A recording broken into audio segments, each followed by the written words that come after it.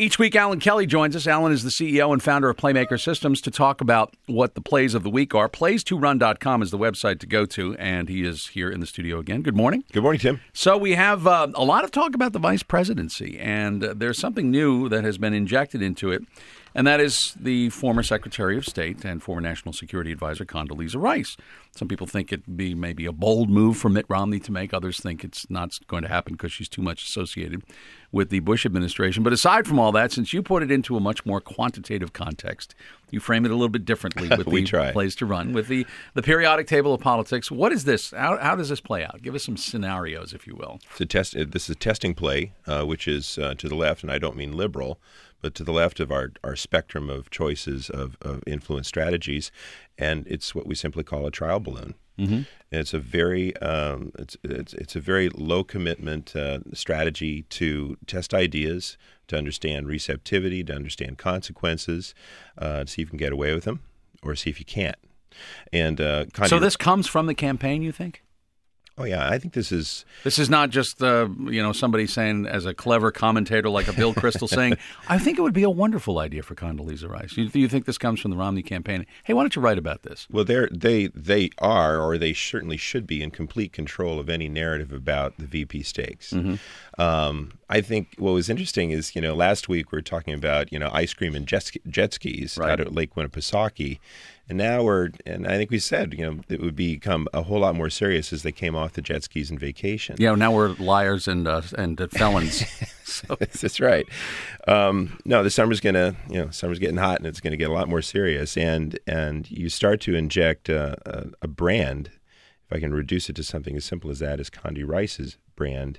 This is pretty interesting strategy. And I would say that for the second week running, and I'm not sure we've seen that, like a baseball team that wins 2 games in a row, mm-hmm. we're seeing a small streak here for the Romney campaign. I think this is very smart stuff to do because this is a politician with, whatever your politics, unquestionably, hard-nailed, hard-edged qualifications.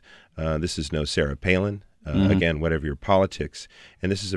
There's no question that she would have the ability to step in, at least on an international stage, understanding what the president faces. Certainly. Yeah. This is somebody who's been sort of the number 2 or the number 3, depending on how you want to count it before. Mm-hmm.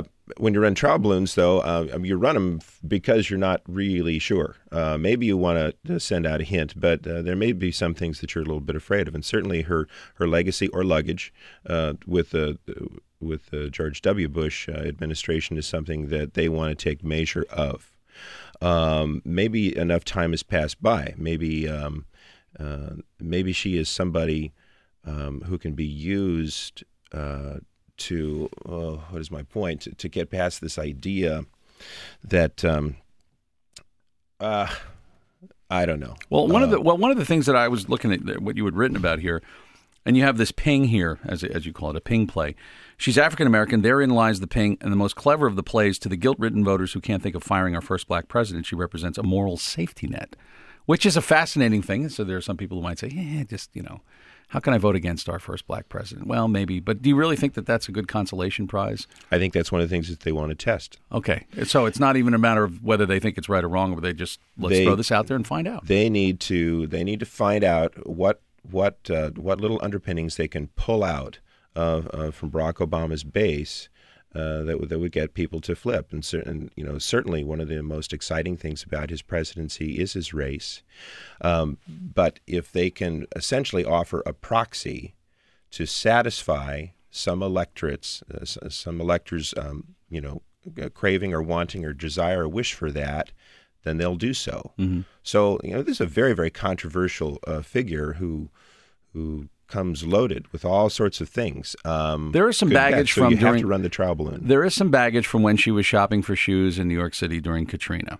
There is some baggage for her association with the administration that launched 2 wars, one of which was okay when it started. That's the war in Afghanistan, but it didn't end properly, or it didn't end well. It's still going on. And, of course, the Iraq War, which people question about how it got started in the first place, even though our House and Senate voted to get us into it. It was not just an executive order. That said, she's associated with that administration. She has some of that baggage. And that, I guess, is their way to test that. Do you run that kind of a test play? Yeah, and I think that for every play there's a counterplay. And to me, it'll be interesting, in this next cycle, and I mean this weekend or on the Sunday shows, to see if Obama or surrogates will come and try to counter that. Usually, what you do with the trial balloon is you force the issue. They're trying to test the idea of a Romney. With the Romney Rice ticket, well, what you start doing is you start mouthing. You say, well, the Romney Rice ticket will do this. The Romney Rice White House will do this, blah, blah, blah, blah. You start to make it sound and feel very, very real. You force it. Sounds like a product in the supermarket, frankly. So, but I wonder if you're the Obama administration or the surrogates or the campaign, why don't you just sit there and say, well, we'll let him make the choice. Once he makes his choice, then we'll tell you what we think.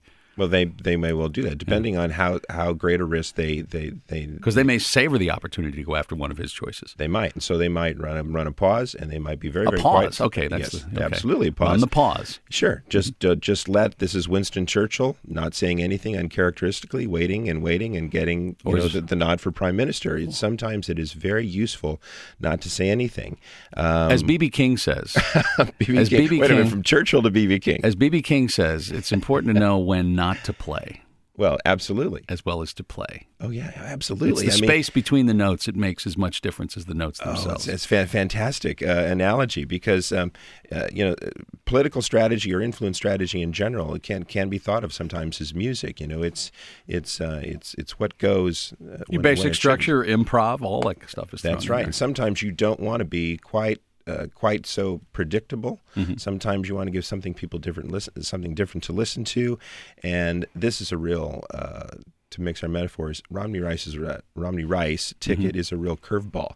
Gives people a lot of things to think about. So again, baseball, blues, and and rice on the counter in the supermarket all in one. And this whole vice president thing has proven to be, I think, one of the most interesting exercises in plays this whole time around, because one week we're reading that former Minnesota Governor Tim Pawlenty is all of a sudden rocketed to the top again of the big list, and Rob Portman is there. He's popular, but on the other hand, he's not showing up at this particular event, or he's at an event, but he's not being invited to be with Mitt Romney. I mean, the sort of behind-the-scenes drama here is a fascinating thing to watch, and it really may have nothing to do with the choice itself, but it's just one of these games that plays out in front of us, and we just sort of love to watch it all happen. Well, it drives the news cycle, and it's kind of it's easy and it's free. And if you're in the Romney situation campaign, you should use those opportunities, because he generally has not. If I look at all this as like a boxing round, I haven't scored many rounds for Romney. Now I've got Winnipesaukee, and I've got this week, and I've suddenly scored 2 quick rounds for him. Really? Yes. You think even despite all the attacks about Bain Capital, which seemingly have had some effect on the polls, and the idea that these Swiss bank accounts, it may seem like just so much name-calling and mud-throwing, but it does seem to have stuck into some people's minds. And I know it's anecdotal, but I got an email the other day from somebody who said, I don't want to see them elect President Cayman Islands. Nice label. Yeah, and I wonder if that is something that is more effective than maybe we're giving it credit for at this point. It's not maybe materially, substantively even true, but it's just a problem for the Mitt Romney campaign. It is, and you'll notice we just talked about a pause. You'll notice that by and large the strategy that they're using on wealth or bank accounts, wherever they are, is the pause. They're really not rising to that. They're not taking the bait. I'd call that the ostrich. Yeah, if there were such a play. No, that's a decent analogy, a decent related term for that particular play. Sometimes there are wars you don't want to go fight. So the gamesmanship is just getting tuned up here, and it'll be particularly interesting as the electorate comes online. The general electorate and really starts to pay attention to these things. And Condi Rice has a big enough brand that will wake people out of that slumber and start to think, what is really going to be the ticket? Where'd you get that picture, by the way? Condoleezza Rice. Who did that? You just Google. You got to go to playstoRun.com and see it all. PlaystoRun.com. Alan Kelly, always great to have you in. So we'll look forward to next week, too. Thanks, Tim.